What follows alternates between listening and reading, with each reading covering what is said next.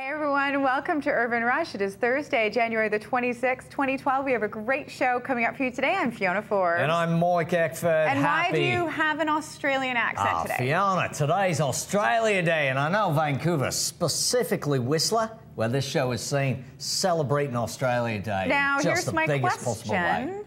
Is it really Australia Day? Or do they already have tomorrow? Is it January 27th in Australia now? Time, space, questions like this. continue. Yes. Okay, if it's not yet, it's very soon to be January 27th. And me and all the girls here, because we have 3 female producers on the show, just to outnumber Michael.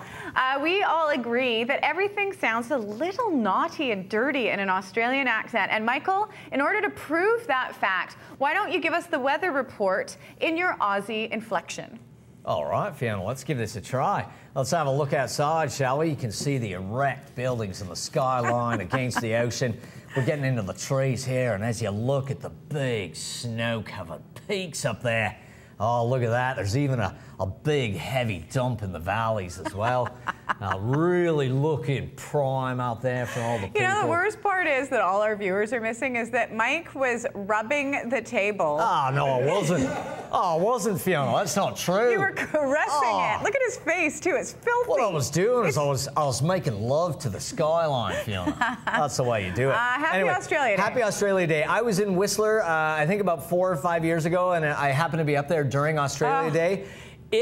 Was it crazy? If you're expecting anything to get done in the town of Whistler today, forget about it, because it is just an off-the-hook party. They all book the day off. The bars are packed from morning until night. Everyone singing Waltzing Matilda and all those other Australian things. The sheep are running. Anyway. Hey! Now. Okay, if you want to tune in, February 11th and 12th, the Variety Club Show of Hearts Telethon is on.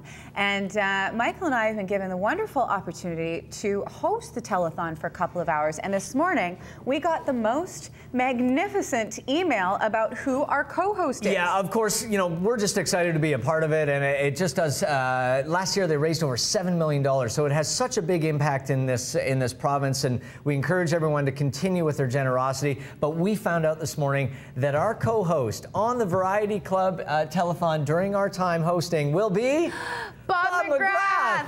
Oh. Do you know what it's like to work with someone from Sesame Street? It's like a dream come true, but the Show of Hearts is such a big part of his life. I'm your neighbor, Bob. I know.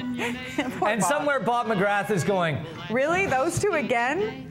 But the Variety Club Show of Hearts Telethon is February 11th and 12th, so you can tune in. There will be tons of great entertainment. Of course, you can always call in and donate some money for an amazing cause. There's a very good chance that because Bob McGrath is the nicest guy in the world, he's the only one willing to work with us. I didn't think of it that way. I was thinking Gayless and Darling and all. They're like, Bob McGrath's like, all right, I got this reputation for being nice. I'll work with him. I hope Big Bird is there again. The last time we did this a few years ago, Big Bird was there. It was so fun. Yeah, but he took his head off. Yeah, and it was so weird. We were in the cafeteria and Big Bird took off his head. Yeah, he may as well just like peel his face off. It was very, very strange. Anyway, I was in LA over the weekend, and I was on a flight home Sunday night. You in the hashtag army? I was flying home by myself. My friends stayed a little bit longer, but I was taking the last flight out, and it got delayed. And you know, when the flight gets delayed, everybody gets sleepy because it's getting super late.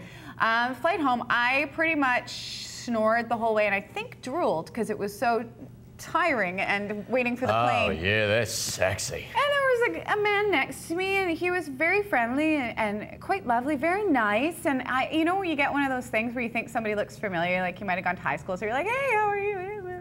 So last night, I decided to catch up on my PVR, and I tuned into this great show, Alcatraz. I've heard nothing but great things. It's by J.J. Abrams, who did our favorite show, Lost. Yeah, it's got that same sort of vibe. This is dark and it's mysterious. Amazing. It's just, of course, he did Cloverfield, he did Super 8, and I tuned in last night, and I'm like, oh my God, that's the guy next to me on the plane. It's Sam Neill. He's only been one of the biggest actors. You didn't recognize Sam Neill? I didn't. I was so tired. You thought Sam Neill was like a teacher or something you had in high school? Oh my gosh, the man next to me is so nice. I think he's Australian, so let's wish him a happy Australian Day too. Oh, happy. So wait a second, Alcatraz shoots in Vancouver? No, it doesn't just shoot in Vancouver. it's shooting downstairs in our building today, so even weirder. The guy next to me on the plane, this is J.J. Abrams stuff we're talking about. So he's next to me on the plane. I tuned in last night, watch Alcatraz. There he is. I drive into work this morning.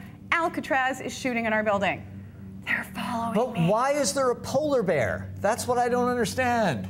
Why the black smoke? I don't get it. It's a Lost reference. Nobody I can't believe you didn't But the recognize funny thing is, because I was reading about Alcatraz, because it's one of those shows that has managed to hook people in right away. And people tuned in because it was J.J. Abrams, so now it's grabbing an audience. Lots of our friends are in it because it's shot in Vancouver. The one last night. Like your buddy Sam Neill. My buddy Sam Neill. Jurassic Park was amazing. No, he's been in every movie. Every single movie since the dawn of time.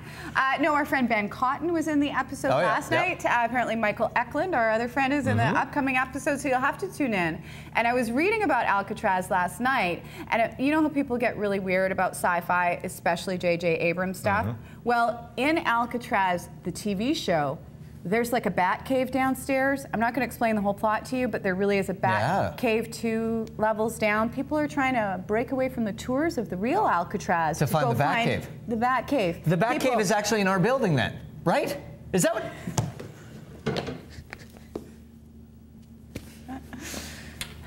Whoa.